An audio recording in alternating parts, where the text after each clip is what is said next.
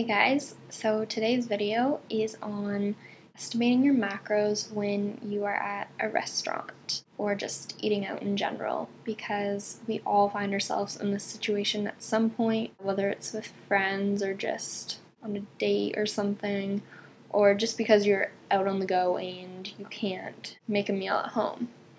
So anyways, this is how I do it for myself.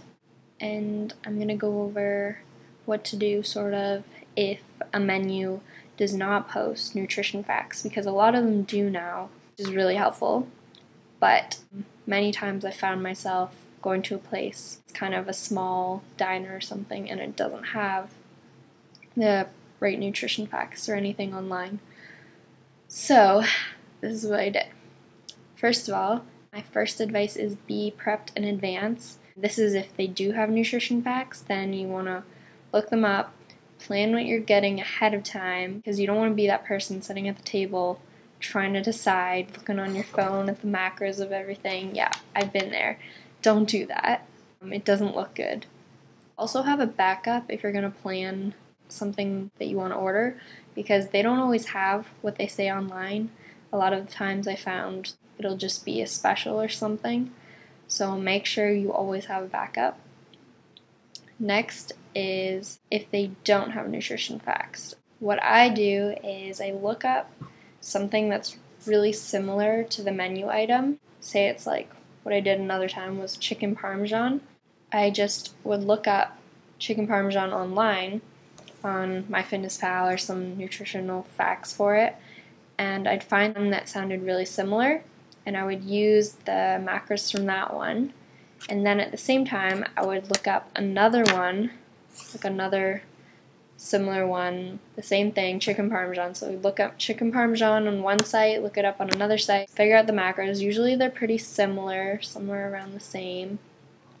And so I would take an average of the macros for both of them. So I would just look at a couple different websites and use the average from all those websites to kind of make my estimate of what the nutrition facts for this chicken parmesan would be.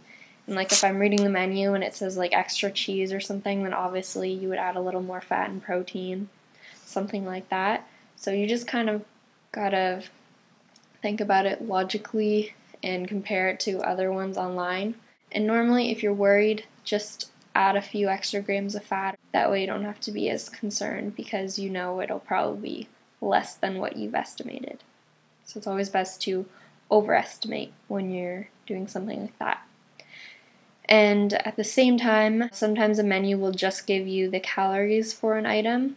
So what I do for that is, again, look up something, a similar thing. So another chicken parmesan again. I'll find one that has similar calories, and then I will use the macros from that one that has like almost the same calories as the one on the menu.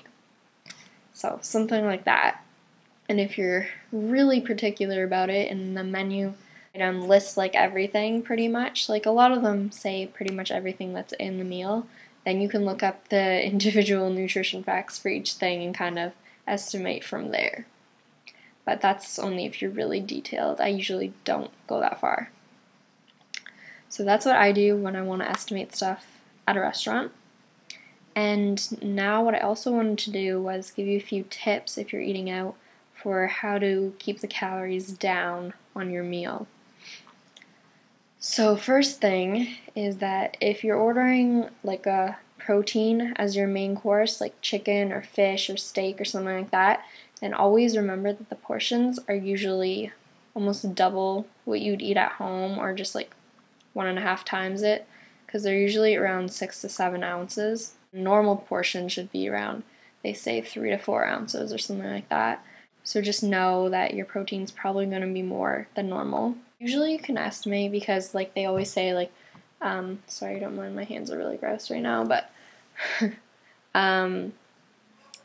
portion size normally like 4 ounces is like the palm of your hand and thickness, something like that. So if it's over that, then you know it's probably more. So be careful of that. Also, overestimate fat a little bit if you're ordering some sort of meal with oil in it, because you never know, they could always add a little bit extra, and that's not really in the nutrition facts online either, because it's just humans are making it. Like, we make mistakes, we add more than we should. It's not always accurate. So definitely overestimate fat just by a couple grams just to be safe if you're worried. Another thing is, if you're ordering vegetables on the side, make sure that they are steamed, because a lot of vegetables will just be cooked in butter or oil. It's just added fat you don't really need. If you're ordering a salad, get the dressing on the side, because dressing adds up so fast. You hear this all the time though. And definitely go for Italian dressing, something like that, because it's usually lower in calories. You don't want to go for an oil-based dressing because that'll eat up all your calories. So definitely, yeah, go for Italian dressing, get it on the side, just add a little bit as you need it. Or what some people do, I've heard, is like dip their fork in the dressing and then eat some of the salad with it. I don't really know, but either way, it definitely saves you a lot of calories because you don't want to waste it on dressing on your side salad. Another obvious thing is ask for grilled chicken over breaded, because breading is, again, just added calories, and you could always eat like a wrap with just plain chicken breast inside, and I'm sure it would taste almost just as good. Another interesting thing is if you're ordering a loaf of bread, if a restaurant serves whipped butter, it's actually a lot better for you because there's added air in it, so it decreases the amount of fat per tablespoon. So it should be about half the calories and half the fat of regular butter per tablespoon, so you can feel a little better about eating whipped butter at a restaurant. And I actually surprisingly prefer whipped butter. I don't know about anybody else.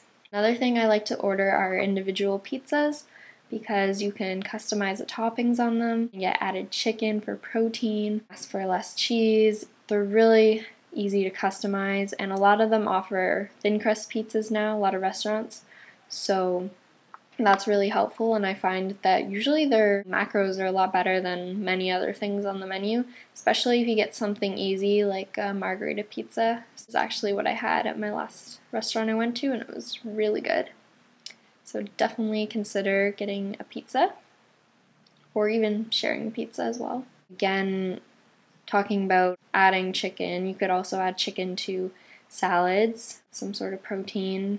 That way you can eat a salad as a meal, and a lot of restaurants offer that. That's a big thing. If you're looking for a sort of pasta dish or Italian or something, go for gnocchi. I don't know how to pronounce that properly, I can't talk, because it is potato based, so there's not a lot of added fat. I don't know, I guess now that I'm thinking of it, you could probably eat pasta the same too, but I don't know.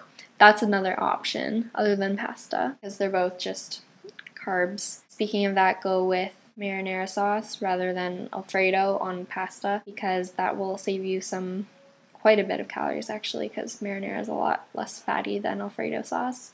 Sorry for all those Alfredo lovers out there. I prefer red sauce actually, so works for me.